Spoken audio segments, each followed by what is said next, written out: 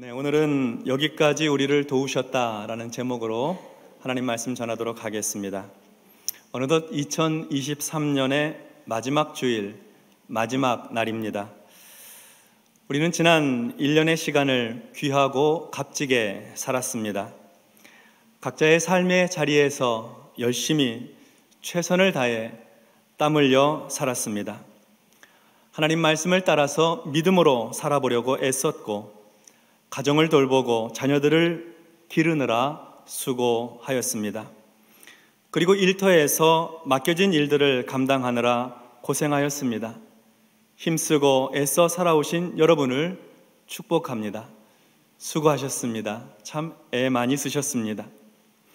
지난 1년을 돌아보면 우리에게는 기쁘고 즐겁고 유쾌한 시간도 분명히 있었습니다. 그러나 때로 힘들고 지치고 고단한 시간도 있었습니다. 가난과 질병과 싸웠고 교만과 탐욕의 죄악과 싸웠습니다. 한 고비를 넘기고 감사하고 또 한 고비를 넘기고 감사하며 지내왔습니다. 그러다 보니 어느덧 한 해를 마무리할 때가 되었네요. 우리는 오늘 이렇게 한 해의 마지막 날에 서 있습니다. 한 걸음만 더 내디디면 2024년 새해가 된다고 합니다. 우리는 어떻게 여기까지 오게 되었을까요? 우리는 능력이 부족하고 지혜가 모자라며 가난하고 병약했는데 우리가 어떻게 여기까지 왔을까? 광야와 같은 인생길, 전쟁터와 같은 삶의 현장에서 우리는 어떻게 살아서 여기까지 오게 되었을까요? 한 가지 확실한 것은 그것이 내가 뭔가 잘해서 내 능력으로 오늘 여기에 있는 것은 아닌 것 같습니다. 우리 하나님께서 함께 해주셔서, 하나님께서 도와주셔서 우리가 견뎌왔고 살아냈고 그리고 오늘 여기에 이르게 된 것입니다. 이스라엘 백성들도 그러하였습니다. 오늘 본문의 9절 말씀을 보겠습니다. 사무엘이 젖 먹는 어린 양 하나를 가져다가 온전한 번제를 여호와께 드리고 이스라엘을 위하여 여호와께 부르짖음에 여호와께서 응답하셨더라. 사무엘 선지자가 어린 양을 하나 가져왔습니다. 젖 먹는 어린 양입니다. 그 양으로 하나님께 온전한 번제, 귀한 제사를 드렸습니다. 그리고는 이스라엘을 위하여 하나님께 부르짖어 기도하였습니다. 그랬더니 하나님께서 응답해 주셨습니다. 이 말씀의 배경은 사무엘이 이스라엘의 선지자가 되어 그동안 자기 소견에 좋은 대로 행하던 이스라엘을 모두 하나님 앞에 모아 영적인 각성, 금식하며 회개하는 운동을 일으켰습니다. 이스라엘은 여호와 하나님을 사모하였고 회개하며 하나님께로 돌이켰습니다. 감사한 일이죠. 미스바에 모여 하나님만 섬기겠노라고 하나님과 언약을 맺었습니다. 믿음으로 살아보려고 결단을 한 것입니다. 그런데 이렇게 이스라엘이 미스바에 모여 있다는 소식이 블레셋 사람들에게 들려집니다. 블레셋은 군대를 동원하여 미스바에 모여있는 이스라엘을 치려고 올라옵니다. 이스라엘 백성들이 블레셋의 공격 소식을 듣고 두려워 떨었습니다. 블레셋은 아주 강력한 군대를 바탕으로 무서운 족속이 되어서 그동안도 이스라엘을 계속해서 괴롭혀왔기 때문입니다. 농사를 지으면 다 뺏어갑니다. 소떼와 양떼를 약탈해 갑니다. 성읍도 점령합니다. 블레셋 때문에 살 수가 없습니다. 그런 블레셋이 다시 이스라엘을 치려고 올라온다는 겁니다. 두렵지요? 무섭습니다. 사무엘상 7장 7절과 8절에 보니까 이스라엘 자손이 미스바에 모였다 함을 블레셋 사람들이 듣고 그들의 방백들이 이스라엘을 치러 올라온지라. 이스라엘 자손들이 듣고 블레셋 사람들을 두려워하여 이스라엘 자손이 사무엘에게 이르되 당신은 우리를 위하여 우리 하나님 여호와께 쉬지 말고 부르짖어 우리를 블레셋 사람들의 손에서 구원하시게 하소서 하니. 이스라엘은 위기의 순간에 사무엘 선지자에게 기도를 부탁하였습니다. 당신은 우리를 위하여 우리 하나님 여호와께 쉬지 말고 부르짖어 우리를 블레셋 사람들의 손에서 구원하시게 하소서. 구원의 주체는 하나님이십니다. 하나님이 구원해 주시는 거예요. 사무엘이 구원해 줄 수 있는 게 아닙니다. 사무엘의 기도를 들으시고 하나님께서 구원해 주시는 것이죠. 그래서 이스라엘 백성들은 우리를 블레셋 사람들의 손에서 하나님께서 구원하시게 하소서 이렇게 요청했던 것입니다. 그래서 사무엘 선지자는 젖 먹는 어린 양 하나를 가져다가 하나님께 번제의 제사를 드리고 이스라엘을 블레셋의 손에서 구원해 달라고 부르짖어 기도하였습니다. 그랬더니 하나님께서 그 기도를 들으시고 응답해 주셨다는 겁니다. 10절 말씀을 보도록 하겠습니다. 사무엘이 번제를 드릴 때에 블레셋 사람이 이스라엘과 싸우려고 가까이 오매 그날에 여호와께서 블레셋 사람에게 큰 우레를 발하여 그들을 어지럽게 하시니 그들이 이스라엘 앞에 패한지라. 사무엘이 하나님께 번제의 제사를 드리고 있는 중에 블레셋 사람들이 가까이 이르렀습니다. 이스라엘과 전쟁을 벌이려고 미스바 가까이에 이르게 된 것이죠. 그런데 이스라엘은 싸울 준비를 하지 못하였습니다. 그들이 미스바에 모인 이유는 전쟁을 위한 것이 아니고 하나님 앞에 금식하며 회개하는 이 영적 회복 운동을 위해서 모였기 때문에 그들은 전쟁 준비가 되어 있지 않았습니다. 전쟁 갑옷도 입지 않았고 전쟁할 무기도 없었으며 더욱이 음식을 먹지 않고 곡기를 끊어 금식하며 기도하고 있었으니까 싸울 힘도 없었습니다. 그런데 이스라엘이 모여있는 그 미스바에 블레셋 군대가 가까이 다가오는 것입니다. 아직 번제를 드리는 제사가 채 끝나기도 전에 들이닥치는 것이죠. 얼마나 두려웠겠습니까? 떨리는 일입니다. 몰살당할 위험에 처해 있는 것이죠. 그런데 그때에 기도를 들으시고 제사를 받으시는 하나님께서 역사해 주십니다. 큰 우레를 블레셋 군대의 진영에 발하십니다. 번개가 치고 큰 천둥이 치기를 반복합니다. 블레셋 군대를 두려움에 쌓이게 하고 그들을 어지럽게 당황하고 혼란스럽게 하셨습니다. 가까운 곳에서 번개가 치고 큰 천둥이 칠 때 우리도 경험해 보아서 알듯이 너무나 놀랍니다. 무섭죠? 저 멀리서 번개 치면 천둥이 좀 늦게 칠 거 알고 있어요. 그래서 번개 치고 나면은 좀 이따가 이제 천둥 치겠구나 이렇게 알고 있잖아요. 근데 가까이에서 번개가 치면은 천둥이 동시에 울려요. 소리가 오는 시간이 짧으니까 빛과 소리가 같이 나는 것이죠. 그때 얼마나 무섭습니까? 블레셋 군인들이 넋이 나갔습니다. 정신을 차리지 못하고 허둥지둥하는 것입니다. 이때 이스라엘이 블레셋을 공격합니다. 무기도 변변히 없는데 블레셋을 공격하고 블레셋의 무기를 빼앗아서 재차 공격을 합니다. 철제 무기로 완전한 무장을 하고 두렵게 공격해 들어오던 블레셋이 비무장 이스라엘에게 패하여 쫓기는 신세가 되었습니다. 이 싸움에 하나님께서 아주 강하게 개입하시고 역사하셔서 전세를 역전시키신 것입니다. 하나님께서 도와주셔서 이스라엘이 위험에서 빠져나와 승리를 얻게 된 것이죠. 이어서 11절의 말씀을 보겠습니다. 이스라엘 사람들이 미스바에서 나가서 블레셋 사람들을 추격하여 벳갈 아래에 이르기까지 쳤더라. 이스라엘 백성들이 미스바에서 나가서 블레셋 사람들을 추격합니다. 추격하면서 치고 쓰러뜨립니다. 벳갈 아래까지 수 킬로미터를 쫓아가면서 블레셋을 쳤습니다. 블레셋 군대는 의기양양하게 왔다가 혼비백산하여 도망을 쳤습니다. 이 일로 블레셋은 다시는 이스라엘 지역 안으로 들어오지 못하게 되었습니다. 20년 전에 여호와의 언약궤를 빼앗아 블레셋에 가져갔을 때에 하나님께서 블레셋 주요 성읍마다 독종과 재앙으로 수많은 사람들을 치심으로 고통 중에 심판을 하셨었습니다. 그리고 이제는 큰 우레를 발하셔서 두렵고 무서워 혼란스럽게 하시고 이제 블레셋을 완전히 패배하게 하셨으니 블레셋은 하나님이 두려워서 이스라엘 진영 안으로 들어오지를 못하게 된 것이지요. 그리고 이스라엘은 전에 블레셋에 빼앗겼던 성읍과 영토, 에그론부터 가드까지 다시 다 되찾게 되었습니다. 드디어 이스라엘에게 평화가 찾아온 것입니다.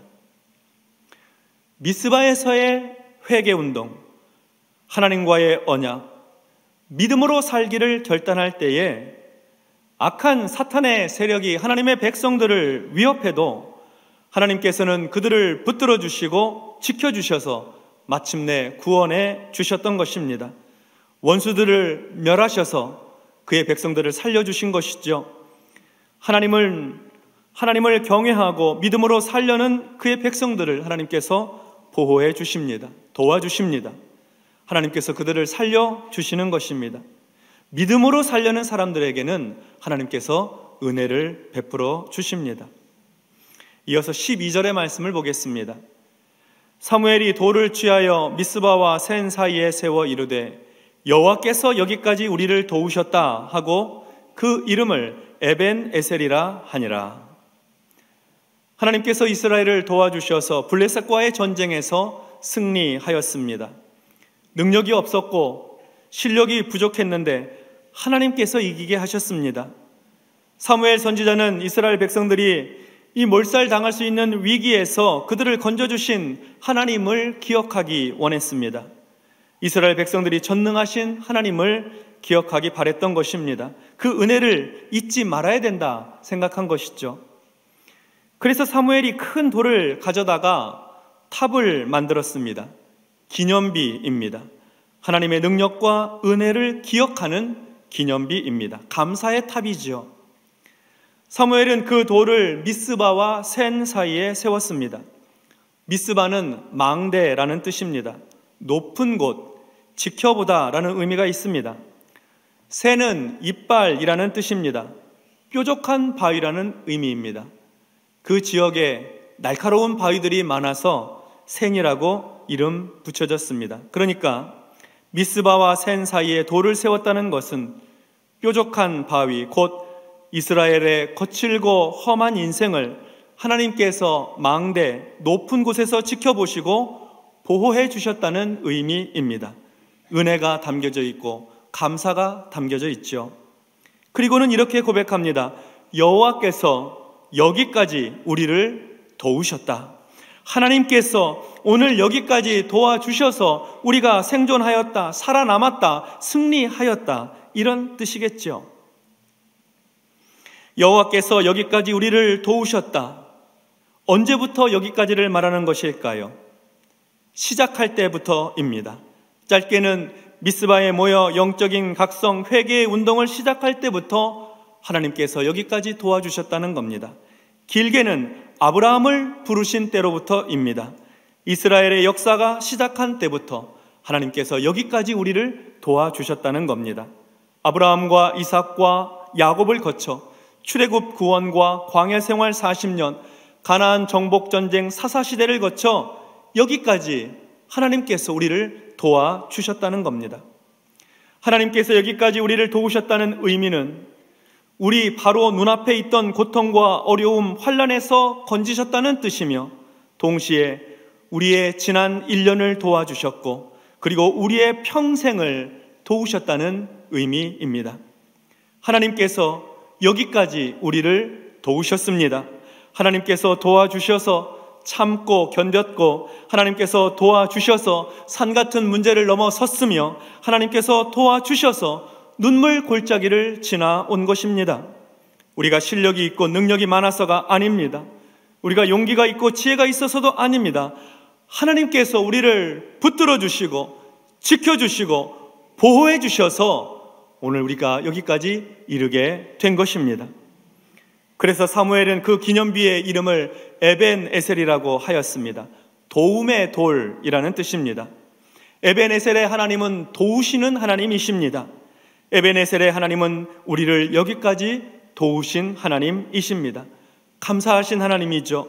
은혜의 하나님이십니다. 이제 이스라엘은 자기 소견에 옳은 대로 하고 살아왔던 사사시대의 생활을 끝내야 합니다.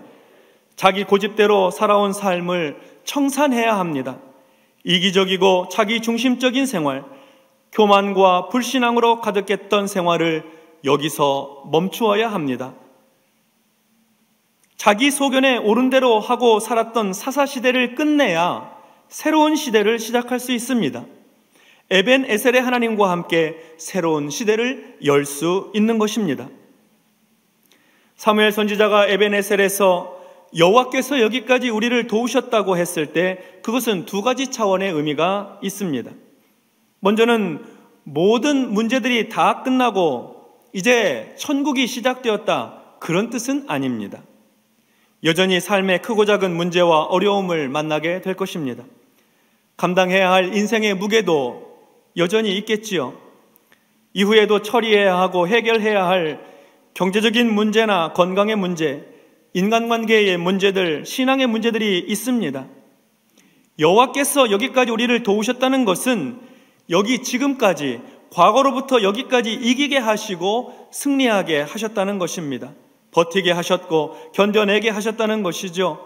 앞으로의 문제가 있겠지만 그러나 여기까지 살아온 모든 삶의 걸음들을 하나님께서 우리를 도와주셔서 여기에 이르게 해주셨다는 이 사실, 이것이 중요한 것입니다. 또 한 가지 우리가 기억해야 될 의미는 여호와께서 여기까지 우리를 도우셨다고 할 때에 그것은 문자적인 의미로 볼 때 과거로부터 현재까지 도우셨다는 뜻을 말하고 있습니다. 그러나 그것은 또한 미래적인 의미도 내포하고 있습니다.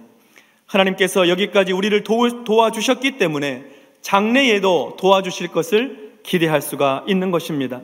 소망과 희망을 갖게 하는 것이지요. 하나님은 우리의 미래의 날들도 도와주실 것입니다. 우리가 하나님을 의지하는 한, 우리가 하나님을 믿고 신뢰하는 한 하나님은 우리를 도와주실 것입니다. 우리가 지난날 베푸신 하나님의 은혜를 잊지 않고 기억하여서 하나님을 바라보고 하나님을 앙망하면 하나님께서 새로운 시대에도 축복해 주실 것입니다. 그래서 여호와께서 여기까지 우리를 도우셨다는 것은 과거에서 현재까지 그리고 미래를 아우르는 믿음의 고백이 됩니다. 여기까지 도우신 하나님께서 나의 앞으로의 삶도 함께 하시겠구나 기대하는 믿음이 되는 것이죠. 소망 얻는 믿음의 고백입니다. 성도 여러분, 2023년의 마지막 주일, 마지막 날입니다. 우리는 지난 1년 시간을 귀하고 값지게 살았습니다. 각자의 삶의 자리에서 열심히 최선을 다해 땀 흘려 살아왔습니다. 하나님 말씀을 따라서 믿음으로 살아보려고 애썼고 가정을 돌보고 어린 자녀들을 양육하느라고 수고하였습니다. 그리고 일터에서 맡겨진 일들 감당하느라 고생하였습니다. 애쓰셨고 수고 많이 하셨습니다. 지난 1년을 돌아보면 우리에게는 기쁘고 즐겁고 유쾌한 시간도 있었지만 그러나 힘들고 지치고 고단한 시간도 있었습니다. 가난, 질병과 싸웠고 교만, 탐욕의 죄악과 싸웠습니다. 한 곱이 넘기면서 감사하게 지내왔습니다. 그러다 보니 어느덧 한 해를 마무리할 때가 되었습니다. 우리는 어떻게 여기까지 오게 되었을까요? 우리는 능력이 부족하고 지혜가 모자라며 가난하고 병약했는데 우리가 어떻게 여기까지 왔을까요? 광야와 같은 인생길, 전쟁터와 같은 삶의 현장에서 우리는 어떻게 살아서 여기까지 오게 되었을까요? 한 가지 확실한 것은 내가 뭔가 잘해서 내 능력으로 오늘 여기에 있는 것은 아니라는 겁니다. 우리는 착각하면 안 됩니다.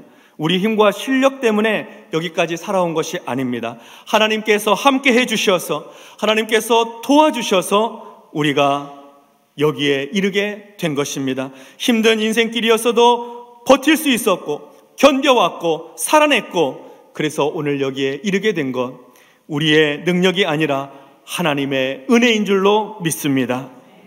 혹시 대단한 기적의 역사가 없었어도 여기까지 이르게 된 것은 하나님의 은혜입니다.